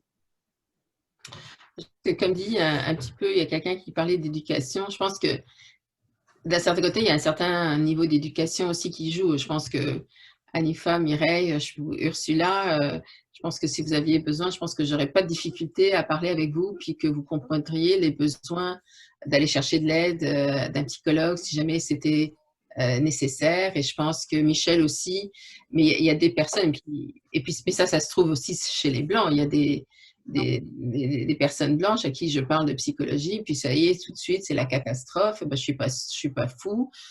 Donc, je pense que la problématique est là aussi. Je pense que souvent, c'est une question d'éducation quand on a compris que la santé mentale, c'est vraiment aussi, c'est un organe comme un autre, et puis que ça fait partie de notre corps, puis qu'il faut traiter différentes choses en même temps pour y arriver. Alors, je pense que culturellement parlant, je pense que si on pouvait avoir des fois je vois pas le nom d'une personne qui est, j'oublie son nom, enfin, qui fait aussi des psychothérapies. Je pense que si on avait souvent plus d'intervenants noirs pour rencontrer ces personnes-là, il y a des fois des approches qui sont plus faciles ou une approche qu'elles vont pouvoir trouver pour amener la personne à comprendre que c'est pas une déficience que d'aller voir un psychologue et c'est pas d'être absolument fou ou psychiatrique. C'est de la psychologie, c'est des émotions, c'est pas que de la psychiatrie, de la schizophrénie, que les gens voient beaucoup plus souvent ça. Donc, il y a des fois des approches culturelles que peut-être nous, on n'a pas ou on manque. Et ça serait certainement très utile d'avoir dans les groupes en cancérologie des gens qui sont aussi des intervenants noirs pour nous appuyer là-dedans. Parce que ça, c'est certain que ça faciliterait. Je ne sais pas toi, Michel, qu'est-ce que tu en penses? Ou, c'est ça, c'est Mamie, qu'est-ce que vous en pensez? Mais je pense que c'est clair d'avoir quelqu'un de son pays ou quelqu'un qui connaît mieux l'Afrique ou qui connaît mieux des fois aussi Haïti, parce que c'est souvent un petit peu les mêmes genres de problématiques. Ça facilite que je pense toujours ce que Hanifa m'a dit une fois, qu'elle s'était présentée à l'urgence, puis quand quelqu'un, au lieu de lui dire malaria, lui dit c'est le palu, ça fait toute la différence entre quelqu'un qui dit malaria versus quelqu'un qui dit oui, c'est le palu parce que on parle du palu en Afrique, on ne parle pas de la malaria. Alors ça, c'est des différences que s'il y a un intervenant ou quelqu'un qui est vraiment culturellement connaissant de ces populations-là, ça fait certainement une différence pour démystifier ou normaliser ou ne pas qu'ils ne partent pas en courant, parce que c'est important. Hein. Ça marche vraiment en tandem, les deux, là. Je vais peut-être laisser Mamie répondre à la question que Marie-Hélène a posée, et puis je laisserai Mireille continuer pour la suite après. Mamie, qu'est-ce que vous en pensez? Oui, effectivement, ça serait plus idéal si on avait plus d'intervenants justement qui pourraient donner ce support parce qu'ils connaissent ou la culture ou qui peuvent au moins comprendre les différentes personnes. C'est vrai que quand il s'agit de la santé mentale, que ce soit les Africains, les personnes noires ou des personnes blanches, il y a toujours une stigmatisation envers ça. On pense toujours que voilà, je suis folle, je vais être internée dans une asile de fous et donc il y a cette barrière-là où les gens viennent justement demander de l'aide pour voir un thérapeute. Donc déjà, moi-même avec les clients que je vois qui sont de personnes noires, on voit déjà une différence parce qu'il y a un soulagement, parce que directement, je peux comprendre certaines choses qu'ils ont. Par exemple, si c'est au travail, s'il y a il y a eu une situation où il semble pour eux que c'était assez raciste ou ce genre de choses. Donc moi, automatiquement, je peux comprendre leur expérience sans nécessairement leur poser des questions, sans nécessairement leur demander « Vous êtes sûr que c'est ce qui vous est arrivé ?» Donc déjà, avoir cette relation, ce rapport avec quelqu'un d'origine africaine ou qui a peut-être une expérience similaire avec moi, c'est plus facile. Et ben maintenant, pour essayer de faire cette traduction pour quelqu'un d'autre qui n'est pas de cette origine-là, je crois que c'est un travail qu'on devrait tous faire pour essayer de voir justement comment est-ce qu'on peut vous aider, vous, à avoir ces relations avec quelqu'un parce que déjà, la personne n'est pas très confortable à parler de ce qui lui arrive, de ses sentiments. Déjà, même dans notre culture, c'est vraiment de garder tout à la maison. On ne parle pas de ce qui se passe. Donc déjà, s'ils viennent vers vous ou vers nous, à ce moment-là, c'est vraiment essayer de les garder là parce qu'ils ont déjà fait cette étape. Mais des fois, s'il y a une personne qui a dit quelque chose insensible, ils vont partir et ils ne vont pas rester là. Donc, c'est vraiment essayer de trouver ou des formations ou de l'information justement pour aider ce genre de rapport. Je ne sais pas si ça répond à la question, mais… Oui, merci. J'aimerais rajouter quelque chose d'autre. En plus, on parle du professionnel qui va pouvoir aider parce qu'il connaît la culture, etc. Je pense qu'on peut aussi parler des patients experts. Là encore, ça peut être un problème de connaissance parce qu'on ne sait pas forcément qu'il existe et qu'on peut devenir patient expert. Mais je pense que c'est un média qui va être important parce qu'une personne qui connaît votre culture et qui en plus a vécu la même chose que vous va être un apport vraiment très important et va pouvoir faire le lien justement là-dedans. Donc, clairement, les professionnels qui connaissent la culture, qui vont savoir comment aborder la chose, etc., ça va être très important. Mais c'est vrai qu'en plus, l'apport d'un patient expert, d'un père qui a vécu exactement la même chose et qui en plus connaît la culture, ça va pouvoir amener un gros plus pour faire le lien avec les patients. Cédric, est-ce que vous pourriez expliquer ce que c'est qu'un patient expert? Parce que peut-être certaines personnes ne savent pas de quoi il s'agit. Alors, je ne sais pas si je suis le mieux placé. Peut-être que je demanderai à Cécilia de me corriger si je dis des bêtises, ou Marie-Hélène. Les patients experts, ça va être une personne, donc un patient qui a vécu son cancer, qui a vécu sa maladie, et qui par la suite va avoir une position. Alors, plus ou moins officiel, ça peut être des fois des contrats, ça peut être des fois juste du bénévolat, pour pouvoir justement rencontrer les personnes, échanger avec les personnes. C'est globalement l'équivalent d'un groupe de discussion de pairs, mais en face à face avec une vraie personne, et la personne va pouvoir partager avec vous son vécu. Elle va comprendre ce que vous avez vécu, elle va pouvoir justement vous aider. J'écoutais justement ce que disait Michel tout à l'heure par rapport à son ami, la radiothérapie, etc. Elle a pu, par rapport à son ami, jouer le rôle de patient expert parce que de par son vécu, elle a pu lui apporter des choses. On disait tout à l'heure, Marie-Hélène disait que naviguer le système de santé, c'est pas facile. Ils peuvent apporter aussi cet apport-là parce que ils l'ont vécu, ils l'ont navigué, ils ont peut-être vécu des difficultés et ils connaissent ces difficultés et ils vont pouvoir aider les personnes à passer au travers. Donc ça peut être aussi un médium d'information. On parlait des sites internet, etc., mais ça peut être des personnes qui vont pouvoir apporter aussi de l'information aux patientes. Parfait. Très intéressant, Cédric. Justement, je rebondis aussi sur ça. Donc, tu es en train de parler des différentes ressources et tu mets justement les patients experts, patients partenaires dans cette catégorie-là et c'est vraiment vrai. Donc, moi, j'aimerais savoir aussi, c'est vraiment toujours dans le même contexte, en tant qu'association pour le plaidoyer pour les femmes qui ont reçu un diagnostic de cancer du sein au Québec, quelles sont les ressources que la Fondation que vous offrez au niveau de la fondation et surtout comment est-ce que vous les intégrez et vous y intégrez l'aspect multiculturel dans ces ressources-là. Est-ce que tu peux essayer de nous je sais que vous en offrez plusieurs, mais peut-être nous résumer en 2 minutes de manière à ce qu'on puisse avoir une ou deux questions du public, sinon on risque de déborder. Merci beaucoup. Je vais essayer d'être bref. Globalement, la Fondation Cancer du sein du Québec, on va avoir 4 axes vraiment d'intervention. On va avoir l'axe qui va être l'axe de soutien, de service aux personnes. Et donc là, on va retrouver Cécilia avec le soutien psychosocial. On va retrouver aussi un programme d'aide financière pour les personnes qui peuvent éprouver des difficultés du fait du diagnostic du cancer et de l'impact que ça peut avoir sur leur travail et donc sur l'entrée d'argent, les finances, les dépenses, etc. On a aussi d'autres soutiens qui vont être à destination spécifiquement des personnes qui sont atteintes d'un cancer du sein métastatique. Avec justement, je parlais de groupe de pairs, un groupe d'échange avec des personnes qui sont toutes atteintes d'un cancer du sein de stade 4 et qui vont pouvoir échanger là-dessus.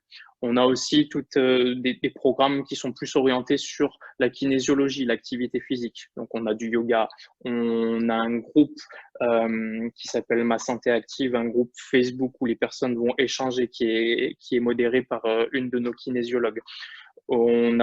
Alors, on avait, du fait de la Covid, on s'est beaucoup adapté, mais on avait des retraites sportives aussi, etc. Donc, on a toutes ces choses-là, vraiment des services à destination des personnes.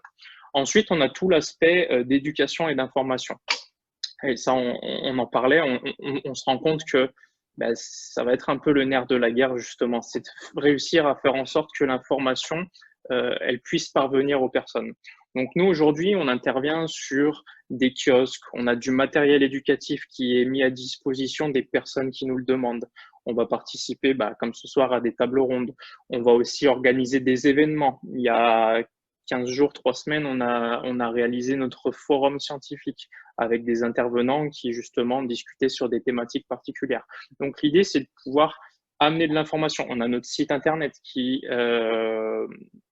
est je dirais, une mine d'or d'informations. On a essayé de lister toutes les informations qui peuvent être importantes aux personnes. Et donc, quand j'écoute tout ce qui a été dit, on se rend compte qu'il y a des choses sur lesquelles on va pouvoir jouer justement, nous, à notre niveau. On parlait justement de l'éducation et de l'information adaptée, la bonne langue, etc., utiliser le bon média. Nous, on en a certains, peut-être qu'il y en a d'autres sur lesquels il faudra qu'on travaille pour atteindre certaines autres communautés. Le côté spirituel à intégrer, on en parlait hier, on en a rediscuté tout à l'heure.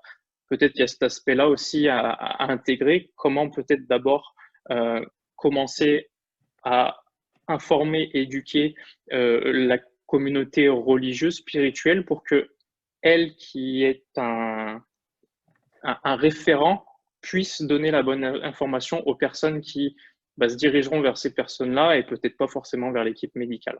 Donc, on a tout cet aspect-là. Ensuite, j'accélère, les 2 minutes, je pense qu'elles vont bientôt passer. On a tout un aspect vraiment financement et là qui est vraiment à destination de la recherche et de l'innovation. Donc là, l'idée, c'est de pouvoir financer des projets de recherche qui vont être sur différentes thématiques, le diagnostic, le traitement, l'implémentation de programmes d'activité physique ou de programmes de psychothérapie, la création d'outils numériques pour mieux gérer les symptômes, toutes ces choses-là à destination vraiment recherche, innovation, pour faire en sorte qu'on avance là-dedans et puis que les chiffres que je vous ai donnés au début s'améliorent encore au fur et à mesure. Et enfin, le quatrième axe de la fondation, c'est l'aspect défense des droits. Et là, donc, c'est JIDA que je remplace ce soir et la fondation plus largement, mais qui vont avoir des positions dans différentes instances et comités décisionnaires et vont pouvoir participer aux prises de décision sur l'avenir justement de l'accompagnement des personnes qui ont le cancer du sein, etc. Donc, globalement, on a ces 4 axes-là qui sont ouverts à tout le monde. On fait vraiment pas de distinction et c'est vraiment ouvert à tout le monde. Après, de ce que j'ai entendu ce soir et noté, il y a peut-être des petits ajustements ou des points sur lesquels on va pouvoir peut-être travailler ensemble pour ajuster et peut-être aider à toucher certaines communautés par d'autres moyens que ceux qu'on utilise actuellement. Merci beaucoup. Donc, toutes les informations et tout ce dont a parlé Cédric, on vous les a envoyées sur le chat, mais on va se faire un plaisir de vous les transmettre aussi par courriel, de manière à ce que vous puissiez les avoir pour vous. Alors, moi, j'aimerais juste un peu pour clôturer, parce qu'il nous reste normalement 2 minutes pour qu'on arrive à la fin de notre table ronde conférence. Alors, j'aimerais vraiment en 30 secondes, chacun d'entre vous, panélistes, si vous pouvez nous dire qu'est-ce que vous aimeriez que l'audience retienne aujourd'hui? Quel serait votre dernier mot? On va commencer avec Michel. S'il y avait quelque chose que vous aimeriez que l'audience puisse retenir aujourd'hui, qu'est-ce que ça serait?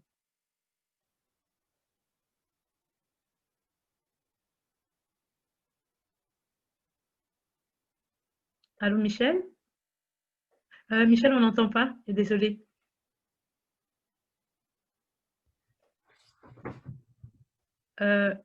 Michel, on n'a pas entendu, le micro est fermé. Merci. Désolée, c'est correct. Donc, je dirais aux femmes de prendre le temps de connaître ces seins, de faire des autopalpations, de regarder, observer les changements de seins et de communiquer. Tout changement, tout souci avec son médecin de famille, juste pour faire le suivi. C'est très important. Merci Michel. Marie-Hélène? Je pense que j'aimerais quand même donner un message d'espoir. Je pense que c'est important, comme dit Michel, il faut vous informer. Puis Michel qui est là avec nous, c'est un message d'espoir. C'est clair que le cancer du sein chez la femme noire est différent. Il se comporte différemment, il se présente différemment, il est souvent différent au point de vue typologie, les traitements aussi. Et puis on avance quand même. Je pense que aux États-Unis, on démontre de plus en plus que même la réponse de traitement est différente entre blanche et noire. Donc, au point de vue biologique, il y a des différences. Et pour répondre aussi à une question que j'ai vue en passant, les États-Unis ont plus d'informations parce qu'ils recueillent la race et l'ethnicité dans certains endroits, pas partout, mais ils ont certainement plus de données que nous. Ici, on commence maintenant, je pense que la COVID va nous aider à démontrer que c'est important pour nous de retenir l'ethnicité, la race. Moi, je vais mener un groupe justement qui va regarder la santé des immigrants francophones et on va certainement aussi travailler pour que la race soit recueillie et l'ethnicité, au moins le pays d'origine, soit recueilli dans les données de base de santé parce que c'est vraiment essentiel et c'est pas de la discrimination et on va pas, comme disent les Anglais, we're not gonna weaponize avec les données. On veut vraiment arriver parce que maintenant les analyses génétiques démontrent à quel point ça se comporte différemment. Donc, si on ne connaît pas le problème, on ne peut pas soigner les populations noires de la même manière que les populations blanches parce que biologiquement, physiologiquement, en tous les cas pour le cancer du sein, de toutes les lectures que j'ai faites, ça, c'est différent. Et donc, on est en train de progresser certainement aux États-Unis. Ils travaillent énormément dessus. Donc, il y a beaucoup d'espoir. Alors, il faut vraiment que les femmes s'informent. Il faut qu'on les informe. Il faut qu'elles s'informent. Et il ne faut pas avoir peur des médecins. Il faut vraiment leur dire qu'est-ce qu'on veut, de quoi on a besoin, puis mettez votre médecin de famille comme allié, il va vous défendre, c'est votre avocat pour vos soins de santé, il est vraiment là pour ça et c'est son rôle auprès du cancérologue, du psychologue, du radiologue, du PET, tout ça, là, c'est à eux de faire les démarches. Merci Marie-Hélène. Mamie? Oui, moi, c'est surtout le côté information et qu'on essaye de réfléchir tous à justement où est-ce qu'on peut transmettre cette information. Donc, comment est-ce qu'on peut avoir cette information accessible aux différentes personnes dans la communauté et que les personnes qui sont justement atteintes aussi, qu'elles continuent à s'informer ou qu'elles se créent une communauté, un groupe de support pour justement leur aider pendant ce genre de situation. Merci beaucoup. Cécilia? Oui, ben, ça serait dans la suite en fait de ce que vient de dire Mamie, ça serait une fois qu'on a l'information, qu'on accepte l'information, pas rester seul, s'autoriser justement à aller vers l'autre, que ce soit un professionnel, mais d'essayer de casser ce sentiment d'isolement. Puis un sentiment d'isolement ne veut pas dire qu'on n'est pas entouré par les gens qu'on aime, c'est vraiment souvent un ressenti. Donc de s'autoriser à aller chercher du support, même si c'est pas facile à faire la démarche. Merci beaucoup Cécilia. Cédric? Oui, je me rends compte qu'on voit bien que je travaille au même endroit que Cécilia parce que j'allais dire la même chose. C'est difficile, il y a des choses qui ont été dites. On voit bien que le nerf, ça va être l'information, ça va être l'éducation. Et donc, oui, vous n'êtes pas seul. Et je pense que des mamies, des deux côtés, on travaille à faire en sorte que cette information, elle soit accessible à tout le monde. Merci beaucoup. Je vois que nous avons débordé de 4 minutes et je m'en excuse au nom de Congolese Women Network. Je vais redonner la parole à Délie. Je ne sais pas, Délie, si est-ce qu'on peut se permettre, avec l'avis du public, de prendre des questions. Je ne sais pas s'il y en a. Je te laisse avec Linda modérer cette partie. Si le public nous le permet, nous pouvons prendre juste 2 questions, vu que nous avons largement dépassé le temps. La première question, elle est posée à Cécilia par Priska. Cécilia, Priska aimerait savoir comment peut-on accompagner une amie ou un membre de la famille qui a un cancer du sein mais qui n'en parle pas. Comment l'accompagner? Je pense que la première chose, c'est la communication. C'est-à-dire d'essayer d'approcher cette personne en lui disant qu'on est au courant de sa situation et qu'on est là. Il n'y a pas de recette miracle. Il faut que la personne soit au courant qu'elle a quelqu'un à côté d'elle qui est prête à être là au besoin. Et après, une fois que la communication est là, c'est-à-dire que tout le monde est OK pour parler de ça, ça va être de définir les besoins de cette personne-là. Parce que quand on veut être un proche aidant, parce que souvent on parle de ça, ou être soutenant, on est dans un côté où on veut faire bien. Mais pour faire bien, il faut savoir de quoi a besoin la personne. Ça peut être de préparer des repas, ça peut être juste d'être là quand ça ne va pas, ça peut être d'accompagner les enfants à l'école. Mais ça, en tant que proche aidant, on peut se faire une idée, mais il faut aller vérifier l'information auprès de la personne. Et souvent, de le nommer, ça permet de tisser du lien et de... tout le monde relâche un petit peu la pression parce qu'on se dit « Ok, on peut en parler ensemble ». Merci beaucoup, Cécilia. Je prendrai une toute dernière question. Je la pose à Marie-Hélène. Marie-Hélène, tu prends la parole et j'ai une question qui te vient du public. Oui, je voulais juste dire, il ne faut pas oublier, puis peut-être que Michel aurait pu dire aussi, mais quand on a un cancer, quand on a une maladie, souvent on a honte. On a honte d'avoir ça parce qu'on a l'impression qu'on n'est plus aussi bon qu'on était, surtout si on est, comme dit Michel, la femme forte. Là. Tout d'un coup, nous, on a un cancer, puis là, on n'est plus bonne à rien. Et il y a aussi tout le côté de sexualité aussi. Alors, les femmes ont honte. Alors, je pense que pour cette amie, je pense qu'il faut simplement le mettre sur la table et dire, ben, tu sais, c'est possible que tu aies honte, mais tu sais, mais on t'aime pareil, etc. Donc, il faut valider cette question de honte qui est souvent présente. Oui, la question. La question, c'est celle de savoir, elle est posée par Marie Pied. Elle aimerait savoir s'il y a une explication scientifique de pourquoi les femmes noires sont plus propices à faire le cancer du sein dans la tranche d'âge de 35 à 45 ans. Y a-t-il une explication? Ben, on pense certainement que c'est une origine génétique.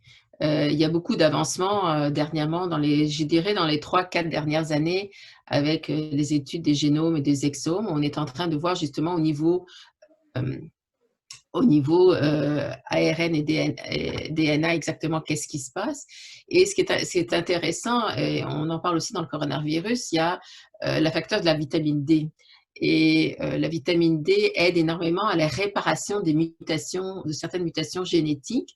Or, on sait que les Noirs ne sont pas capables de synthétiser de la vitamine D à cause de la couleur de leur peau. Donc, est-ce que la vitamine D aurait un rôle à jouer là-dedans? On ne sait pas encore, mais je vous assure qu'il y a des chercheurs qui sont en train de travailler là-dessus. Oui, on attendra les retombées de la science. Alors, du coup, je remets la parole à Anifa pour que nous puissions terminer, clôturer. En tout cas, je remercie tout le monde pour avoir participé. Anifa. Merci beaucoup. Je pense que Delis l'a déjà dit. Donc, on arrive à la fin de cette discussion et j'espérais qu'on a pu atteindre notre objectif de défaire les mythes en parlant sans tabou, mais aussi en donnant de l'information vraie. Delis l'a déjà dit, nous vous remercions énormément. Merci aux panélistes, merci aux personnes qui ont participé à la discussion. Dans les prochains jours, nous vous enverrons un formulaire d'évaluation de la conférence, parce qu'on aimerait savoir ce que vous en pensez, comment nous améliorer, comment peut-être répondre à vos attentes. Donc voilà, merci beaucoup et à bientôt. Bonne soirée. Merci, c'est une belle initiative. Merci. Merci beaucoup. Merci beaucoup. Merci à tous. Merci, au revoir. Au revoir. Merci. Merci, au revoir. Au revoir.